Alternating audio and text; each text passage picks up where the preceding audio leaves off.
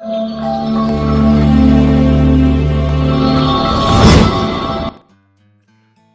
Friends, मैं doctor Adnan रफ़ीक हूँ, CLDD hospital Jammu से। आज हम डिस्कस करने वाले हैं रिफ्रैक्टरी GERD। रिफ्रैक्टरी हो गया कि जब रेस्पॉन्स ना आए। रिफ्रैक्टरी हो गया अगर मरीज को किसी को पार्शियल या तो थोड़ा सा रेस्पॉन्स हो या बिल्कुल ही कोई रेस्पॉन्स ना आए। PPI थेरेपी जो मैंने आपसे लास्ट अपने टॉपिक में डिस्कस किया था, proton pump inhibitor therapy. Normally हम ये एक बार देते हैं मरीज को। अगर 2 बार देने से भी रिस्पॉन्स ना आए या सिंगल या डबल डोज देने के बाद या तो मरीज को बिल्कुल फेलियर हो जाए, मतलब उनको बिल्कुल भी कोई रेस्पॉन्स ना आए थेरेपी को से, या पार्शियल रेस्पॉन्स आए, उसको हम बोलते हैं रिफ्रैक्टरी GERD। अब रिफ्रैक्टरी GERD की एपिडेमियोलॉजी की कितना कॉमन है ये रिफ्रैक्टरी GERD। अगर हम देखें तो 50% ऑफ मरीज जो कि होते हैं इस पेंटाप्राजोल या ओमिप्राजोल जो है वो वो रेस्पॉन्ड नहीं करते हैं PPI थेरेपी को। और ये ज़्यादा कॉमन है उन मरीजों में जिनको कि नॉन इरोजिव रिफ्लक्स डिजीज हो, मतलब जिनको कि अगर हमने जांच करके देखा गया हो उनको फूड पाइप में कोई भी फाइंडिंग ना आए। तो ये नॉन इरोजिव रिफ्लक्स डिजीज मरीज जो है 37% ही उनका रिस्पॉन्स है PPI, अगर वो एक बार 4 हफ्ते तक ले लें। और उन जो इरोजिव इसोफेजाइटिस वाले जिनको कि फूड पाइप में कोई जख्म हो, उनका ज़्यादा अच्छा रेस्पॉन्स होता है। अप टू 55% तक जो मरीज होते हैं उनको रेस्पॉन्स आता है आफ्टर जब वो ये जो PPI है, जो ये दवाई मैंने बताया, ये प्रोटॉन पंप इनहिबिटर, इससे रेस्पॉन्स आता है। अब ये रीज़न क्या है, ये मरीजों को रिफ्रैक्टरी GERD की प्रॉब्लम क्यों होती है? तो इसमें सबसे इम्पॉर्टेंट रीज़न है इनसफिशिएंट एसिड सप्रेशन। तो जब हम मरीज को कोई दवाई देते हैं उससे एसिड जो है कम हो जाना चाहिए। एसिड जो जो पीएच है मरीज का वो बढ़ जाना चाहिए, मतलब वो एसिडिक से थोड़ा सा अल्कलाइन की तरफ जाना चाहिए। जब ये इनसफिशिएंट हो, जब ये प्रॉपरली सप्रेशन ना हो, ये रीजन होता है रिफ्रैक्टरी GERD। इसमें रिफ्रैक्टरी GERD का इसमें काफ़ी सारे मैकेनिज्म हैं और कुछ जो है वो मेडिकेशन दवाई के रिलेटेड फैक्टर्स होते हैं। अब क्या होता है, अगर हम सपोज करिए कि मैंने किसी पेशेंट को मैदे की दवाई दे दी PPI, तो ये देखा जाता है कि अगर मैंने 100 मरीजों को लिखी है तो 55 मरीज जो हैं वो पूरा जो प्रेस्क्राइब की हो उनको दवाई वो प्रॉपर टाइमिंग पर नहीं ले पाते हैं। इसका जो बेस्ट टाइम होता है PPI का वो सुबह ब्रेकफास्ट के वक्त होता है। क्यों? क्योंकि उस वक्त मैक्सिमम जो है ना, जो सप्रेशन इनहिबिशन जो होती है ना प्रोटॉन पंप की, वो मैक्सिमम ब्रेकफास्ट से पहले होती है। और ये जो दवाई है ये 30 से 60 मिनट पहले लेनी चाहिए, खाना खाने से पहले, ब्रेकफास्ट से पहले। तो मरीज जो है ज़्यादातर, मतलब जो मैंने अभी आपको बताई, ये रिसर्च बोलती है कि सिर्फ 45% तक ही मरीज जो है वो टाइम पर लेते हैं। बाकी जो है वो टाइम के वो जब उनको याद आ गया तो वो ये दवाई लेते हैं। और मैंने जैसे बताया कि ये मील से पहले लेना चाहिए। ये एक फैक्टर हो गया कि उनकी जो है कंप्लायंस ही ठीक नहीं है दवाई की तरफ से। दूसरा होता है एक जेनेटिक फैक्टर्स होते हैं। जो PPI जो दवाई है ना, इसका तोड़ है, मेटाबॉलिज्म जो होता है, ये एक जेनेटिक पॉलीमॉर्फिज्म होता है। लीवर में एक साइटोक्रोम सिस्टम होता है, इसको हम बोलते हैं साइटोक्रोम P2C19। ये एक डोमिनेंट रोल प्ले करता है इसको जो है ना PPI के मेटाबॉलिज्म में। तो हमारे कुछ लोगों में इसमें अल्ट्रेशन होती है, या तो ये बहुत तेज मेटाबोलाइज हो जाता है तो दवाई जो है वो कम अवेलेबल होती है तो उसका इफेक्ट कम आता है, या फिर ये ज़्यादा मेटाबोलाइज हो जाता है। दूसरा ये हो गया। अब क्या होता है, तीसरा फैक्टर है कि अगर हम मरीज को, जिसको हम दवाई तो उनको हम दे रहे हैं, लेकिन उनमें जो है रेजिडुअल एसिड रिफ्लक्स जो होता है वो पाया जाता है। लेकिन जो ये रेजिडुअल एसिड रिफ्लक्स है, इसका जो इंसिडेंस है, ये जो मतलब ये जो है ये ज़्यादातर कॉमन है अगर मरीज को एक बार आप PPI देंगे। अगर आप मरीज को 2 बार PPI, मतलब सुबह नाश्ते से पहले और डिनर से पहले दोनों बार दे देंगे, तो कम चांसेस हैं कि उनको मरीज को रिफ्रैक्टरी सिम्टम्स, मतलब कि दवाई से रेस्पॉन्स ना आए। तो ये रिसर्च बताती है कि अप टू 30% तक मरीजों में अगर एक बार दवाई दी जाए उनको रेस्पॉन्स नहीं आएगा, और उसके मुकाबले सिर्फ 4% ही मरीज होंगे जिनको कि रेस्पॉन्स आएगा विद डबल डोज PPI। तो ये एक और फैक्टर है। कहते हैं कि 2 बार अगर हम पीपीआई देंगे उससे अच्छा रिस्पॉन्स आता है। फिर एक और मैकेनिज्म है, वो बोलते हैं एक एसिड पॉकेट बन जाता है, क्योंकि ये जो स्टोमक एसिड होता है ये हाईली एसिडिक होता है, गैस्ट्रिक जूस। ये जो फूड पाइप का जो लोअर एंड है, जिसको हम बोलते हैं गैस्ट्रो इसोफिजियल जंक्शन, वहां पर एक एसिड पॉकेट बन जाता है। तो कहते हैं ये इसका भी थोड़ा सा रोल जो है रिफ्रैक्टरी जीईआरडी में है, क्योंकि ये री रिफ्लक्स कर सकता है कॉज, ये जो एसिड का पॉकेट बन गया ये ऊपर भेज सकता है। तो ये भी एक रोल, इसका भी एक रोल है इन रिफ्रैक्टरी जीईआरडी।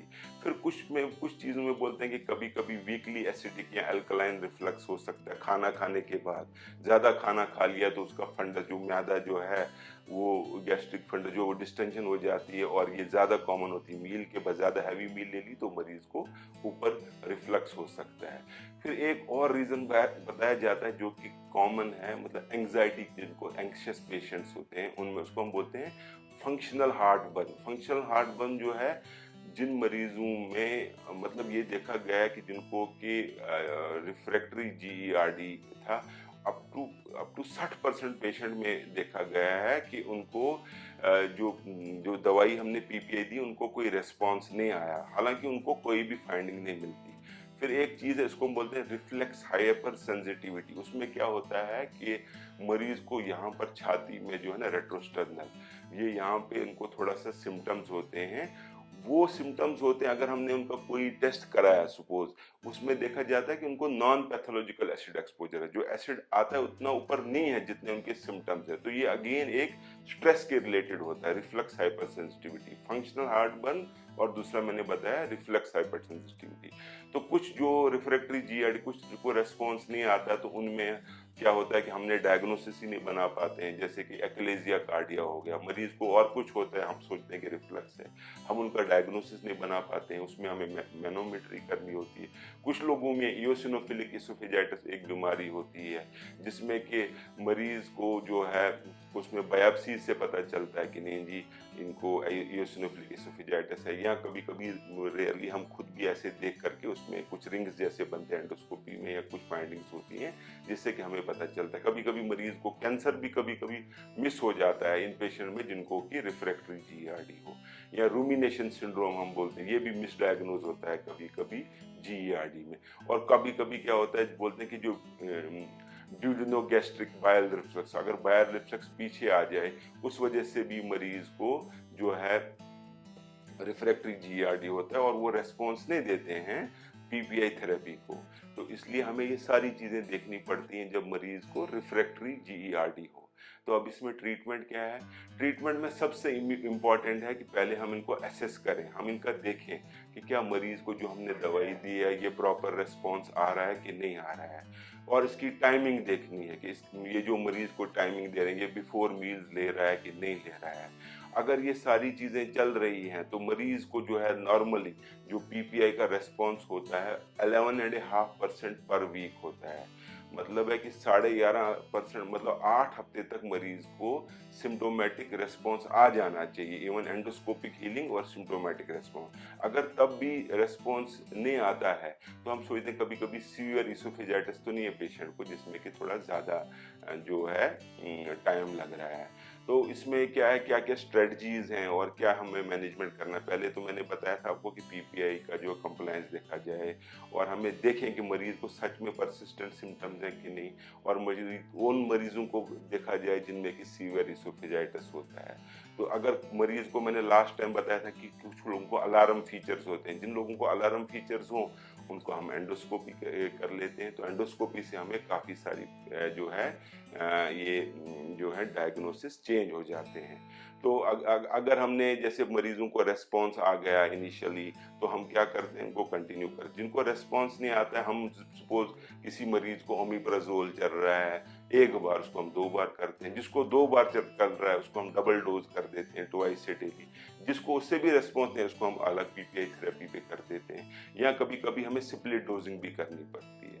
अगर मरीज को डबल डोज पीपीआई से भी रेस्पॉन्स नहीं आता है 8 हफ्ते तक, तो फिर हमें क्या है कि फिर हमें पीपीआई के अल्टरनेटिव, जैसे आजकल जो रिफ्रैक्टरी जीईआरडी में एक नई दवाई आई है, इसको हम बोलते हैं वनाप्राज़ाम, पोटेशियम कॉम्पिटिटिव एसिड ब्लॉकर्स हम उनको बोलते हैं, तो वो हमें देखना चाहिए। और कभी कभी हमें क्या होता है कि मरीज को अगर उन दवाइयों से भी रिस्पॉन्स नहीं आए, तो फिर हमें, जैसे मैंने लास्ट टाइम में आपको बताया था कि इसोफेजियल इम्पीडेंस पीएच टेस्टिंग करते हैं या हाई रेजोल्यूशन मैनोमेट्री करते हैं। ये सारी जो टेस्ट हैं, इससे भी हमें पता चलता है कि कहीं कोई मरीज को कोई इशू तो नहीं है। अगर इन चीज़ों से भी मरीज को जो ये इन चीज़ों से, और हमें ये भी एक गाइड भी होती है टुवर्ड सर्जरी, जैसे कि जैसे 20 जो हमें इम्पीडेंस टेस्टिंग है, 24 आवर पीएच इम्पीडेंस टेस्टिंग, अगर मरीज को रेस्पॉन्स नहीं आ रहा है दवाई से, तो हमें ये पता चलता है कि इससे हमें दो चीज़ें पता चलती हैं कि मरीज को रेजिडुअल एसिड रिफ्लक्स तो नहीं है डिस्पाइट पीपीआई थेरेपी,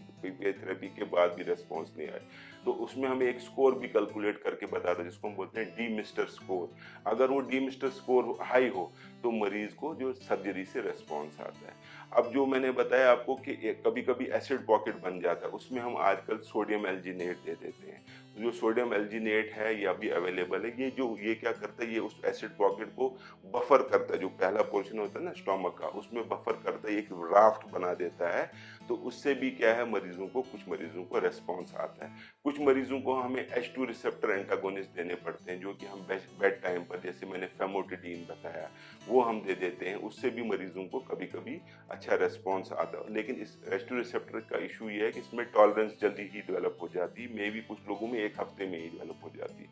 तो उनको हम क्या करते हैं, उनको हम बीच में बंद करते हैं, फिर शुरू करते हैं, फिर शुरू करते हैं, फिर बंद करते हैं। फिर होते हैं कुछ रिफ्लक्स इनहिबिटर्स, जिसको हम बोलते हैं, जैसे कि एक बैक्लोफेन है दवाई, वो हम यूज करते हैं इन मरीजों में जिनको कि परसिस्टेंट सिम्टम हो। अगर उनको डिस्पाइट जो हम मैदे की खाली पेट जो दवाई पीपीआई या H2 रिसेप्टर एंटागोनिस्ट वो दे देते हैं, उसको भी डोज को एस्केलेट करते हैं। तो अगर इनसे भी मरीजों को रेस्पॉन्स ना आए, फिर हमारा नेक्स्ट अप्रोच जो होता है सर्जरी या एंडोस्कोपिक प्रोसीजर होता है। सर्जरी में मैंने आपको लास्ट टाइम भी बताया था कि इसमें 2 किस्म की सर्जरी, एक तो फंडोप्लाइकेशन हम करते हैं, वो ओपन या लेप्रोस्कोपिक होती है। अगर मरीज को साथ में हाइटिस हर्निया या कुछ हो, तो उसको हम रैप करते हैं। उससे पहले हम टेस्ट करवाते हैं, जो मैंने आपको बताया था लास्ट टाइम भी, 24 आवर पीएच इम्पीडेंस मॉनिटरिंग। उससे हम एक स्कोर कैलकुलेट करते हैं, उसको हम बोलते हैं डी मिस्टर स्कोर। अगर वो हाई आए, तो पेशेंट को सर्जरी के लिए लिया जाता है। उसके बाद हमारे पास एंडोस्कोपिक अप्रोचेस भी हैं, जिसमें कि हम एक स्ट्रेटा प्रोसीजर है, जो कि रेडियो फ्रीक्वेंसी एनर्जी हम देते हैं फुट पाइप के लोअर एंड पे, या कभी कभी टिफ मैंने बताया था, उसको हम बोलते हैं trans oral incisionless fundoplication, TIF surgery, TIF endoscopic approach, या एक अप्रोच मैंने आर्मा बताई थी। ये सारी ही अप्रोचेस तब यूज होती हैं जबकि मरीज को दवाइयों से कोई रेस्पॉन्स ना आए। फिर उसके बाद हो गया रिफ्लक्स हाइपर सेंसिटिविटी या फंक्शनल हार्टबर्न, जो मैंने आपको रिफ्लक्स हाइपर सेंसिटिविटी या फंक्शनल हार्टबर्न बताया, ये भी बिनाइन कंडीशंस हैं। इसमें क्या कहते हैं, हम मरीजों को एंग्जाइटी की दवाई देनी पड़ती है, जैसे ट्राइसाइक्लिक एंटी डिप्रेसेंट हो गए, SSRI हो गए, SNRI हो गए। ऐसी दवाइयाँ देते हैं जिससे कि मरीज की जो सेंसिटिविटी विसरल परसेप्शन है वो कम हो जाती है। तो हमें ये जो ट्रीटमेंट है, ये हम 2 से 4 हफ्ते तक हम करते हैं अटेम्प्ट। कभी कभी इसको हम 12 हफ्ते तक कंटिन्यू करते हैं। अगर ये तब तक इफेक्टिव ना आए, तो फिर हम इसको बंद कर देते हैं। सबसे इम्पोर्टेंट, जैसे मैंने बताया, कि कंप्लायंस है, और जो डॉक्टर आपको प्रेस्क्राइब करता है वैसे ही दवाई आप फॉलो करें। अगर आप लोगों को रेस्पॉन्स नहीं आता है दवाई से, तो बेटर रहता है कि आप दोबारा डॉक्टर को रिव्यू करवाएं और उनसे अच्छी सी सलाह ले लें। बहुत बहुत शुक्रिया आपका। आई होप कि आपको ये मेरा वीडियो पसंद आएगा, और मैं इंशाल्लाह ऐसे ही आपको आगे भी वीडियो बनाता रहूँगा, ताकि आपको और लोगों में अवेयरनेस आए अबाउट जो गैस्ट्रोएंटरोलॉजी रिलेटेड जो भी बीमारियां, उसके रिलेटेड आपको, और आप और ज़्यादा आपको समझ आ जाए इन बीमारियों की, और आपको जो है आप अपनी हैबिट्स को इम्प्रूव करें। बहुत शुक्रिया, थैंक यू वेरी मच।